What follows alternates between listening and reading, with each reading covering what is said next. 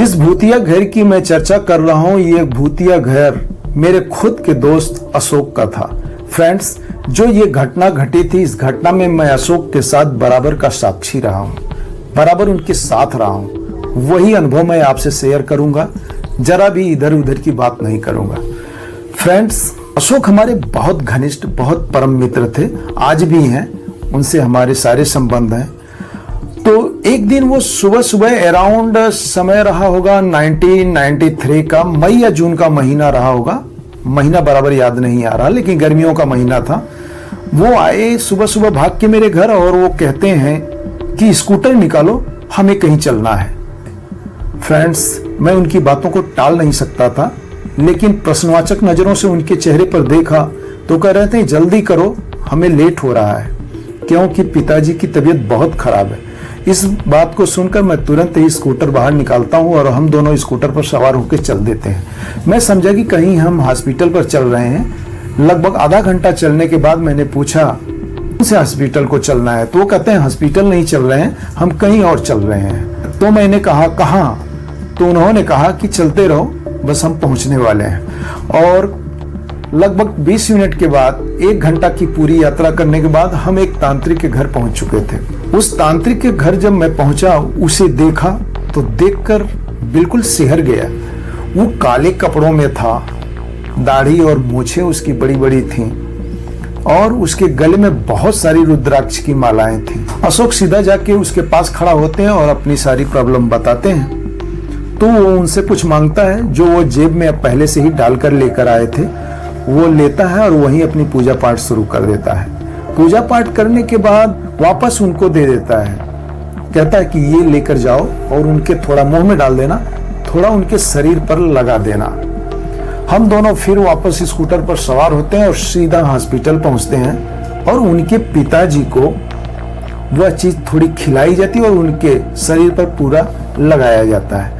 Friends, लगभग 5 दिन से वो एडमिट थे और उनकी सारी रिपोर्ट करा ली गई थी, लेकिन उनकी बीमारी का पता नहीं चल पा रहा था। डॉक्टर भी कुछ कहने की स्थिति में नहीं थे। वो सीधा छत को ही घूरे जा रहे थे, फटी फटी आंखों से, और मुंह भी उनका थोड़ा खुला हुआ था। शरीर बिल्कुल हरकत नहीं कर रहा था। स्थिति बड़ी गंभीर थी।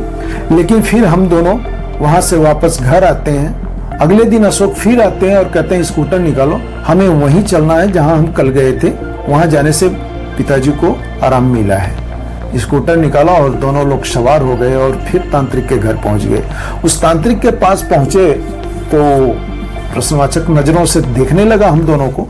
तो इन्होंने आगे बढ़ के उससे बताया कि पिताजी को बहुत आराम है आपके देखने से, आपने बुलाया था कि फिर वापस आ जाना मेरे पास, तो इसलिए हम आए हैं। तो फ्रेंड्स, वो दोबारा फिर कुछ पूजा पाठ करता है और प्रसाद के रूप में कुछ देता है, कहता है कि ले जाओ, उसी तरह से कुछ खिला देना, कुछ इनके शरीर पर लगा देना। तुम्हारे पिताजी के ऊपर एक बहुत भयानक चुड़ैल की साया है, वह उनकी जान लेने पर तुली हुई है। फ्रेंड्स, यह सुनकर तो मैं बिल्कुल डर गया कि क्या ये सब सत्य है? हाँ, ये सब सत्य है। यदि भगवान सत्य है तो शैतान भी सत्य है। स्त्री है तो पुरुष है, धरती है तो आकाश है। ऐसी ही स्कैरीज, हॉरर, मिस्टीरियस स्टोरी के लिए सब्सक्राइब कर दें इस चैनल को। कमेंट भी जरूर करें, कम से कम लाइक तो कर दें। फ्रेंड्स, 2 दिन के बाद अशोक के पिताजी को छुट्टी मिल जाती है हॉस्पिटल से और वो आते हैं घर पे। तो उनके साथ जो हादसा हुआ था वो लगते हैं बताने। वो कहते हैं कि मैं अक्सर गांव में लोग बाहर ही सोया करते हैं गर्मियों के दिनों में, कि रात के समय में लगभग 12-1 बजे के आसपास कोई महिला आई उनके पास और उसने कहा कि क्या मैं आपके शरीर की, आपके पैरों की मालिश कर दूं। तो ये सोचे कि अपने ही घर की कोई होगी महिला, जो मैं थका हूं इसलिए वो मालिश करने के लिए बोल रही है। तो उन्होंने कहा ठीक है, मालिश कर दो, और वो करवट लेकर दूसरी तरफ को सो गए और वो मालिश करती गई। सुबह जब ये उठे तो इनके शरीर पर पूरा पोटी लगाया गया था, पूरा शरीर बदबू कर रहा था। ये तो गहरी नींद में सोए हुए थे। तो ये सुबह ही जाके नहाते हैं, अपने को फ्रेश करते हैं। तो इन्होंने सोचा कि इतना भद्दा मजाक कौन कर सकता है मेरे साथ। तो अगले रात का वो इंतजार करने लगते हैं कि जो मेरे साथ ये भद्दा मजाक किया है वो शायद इस रात को जरूर वह फिर आए। तो उन्होंने चूल्हा बना के रखा था, बहुत छोटा सा, उस पर तवा रखा था और उसमें नीचे कुछ जो है लकड़ी के अंगारे रख दिए थे कि जिसकी वजह से वो तवा गर्म रहे। रात में ठीक उसी समय पर वह महिला फिर आती है इनके पास और कहती है कि क्या मैं आपकी मालिश कर दूं? तो ये कहते हैं हाँ ठीक है, मालिश कर दो, मैं तुम्हारे लिए बैठने का यह स्थान बनाया, इसी पे बैठो और मेरी मालिश कर दो।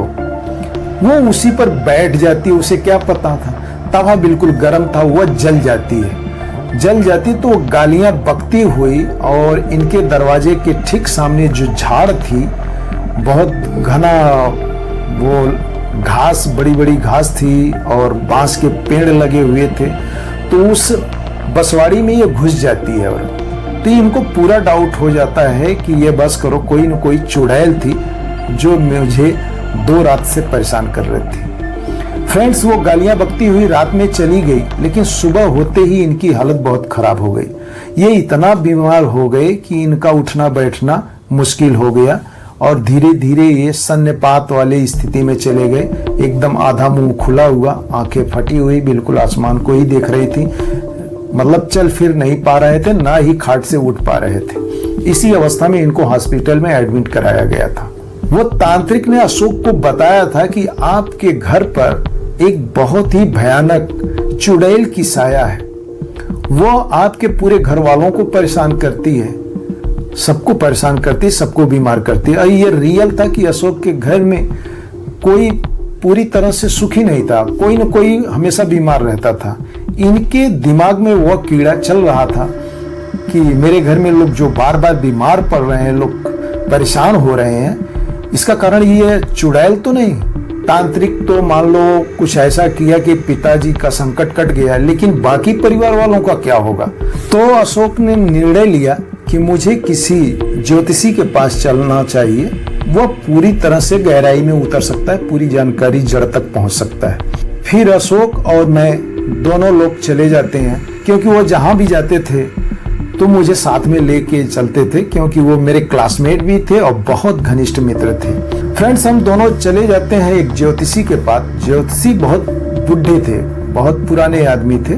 उनके पास हम पहुंचे तो उस ज्योतिषी ने अपना विचार किया और इनको कुछ लाने को बोला था, ये लेके आए थे।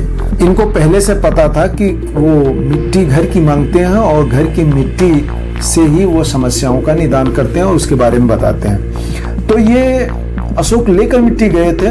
उस मिट्टी को उन्होंने अपनी चुटकी में लिया और अपनी नाक पर ऐसे लगाया। नाक पर 2-3 बार लगा के सूंघा। सूंघने के बाद उन्होंने कहा कि पश्चिम और दक्षिण वाले कोने में आपके घर में एक गड़ंत है। गड़ंत मतलब आप समझ रहे हैं ना, गड़ंत का मतलब कि कुछ अव्यवहारिक चीजें, कुछ सामान ऐसे हैं जो तांत्रिक लोग एक वो कुछ ऐसा ही कर देते हैं, जब घर बन रहा हो उसी समय नींव में डाल देते हैं, जिसकी वजह से उस घर के लोग सुखी नहीं रहते हैं और घर को भी गिरने का डर रहता है। उस पे भयानक भूतों का, चुड़ैलों का उस घर पे साया हो जाता है, वह घर हॉन्टेड बन जाता है।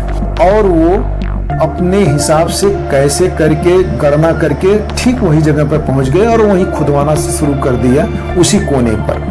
घर के कोने को जब खुदाई हुई तो लगभग 3.5 फुट का गड्ढा उन्होंने खुदवाया और उसमें पानी डलवाना शुरू किया। लगभग 20-30 बाल्टी पानी उसमें डाला गया होगा और जो उसमें से निकला वो देख के मैं तो दंग रह गया, मेरी आंखें फटी की फटी रह गई। फ्रेंड्स, उस पानी में एक मुर्गे का यहां से सिर निकला जो मुंह ऐसे खोल रहा था। मैं तो देख के डर गया, दंग रह गया और जो लोग भी वहां थे वो भी विस्मय से फटे पड़े थे।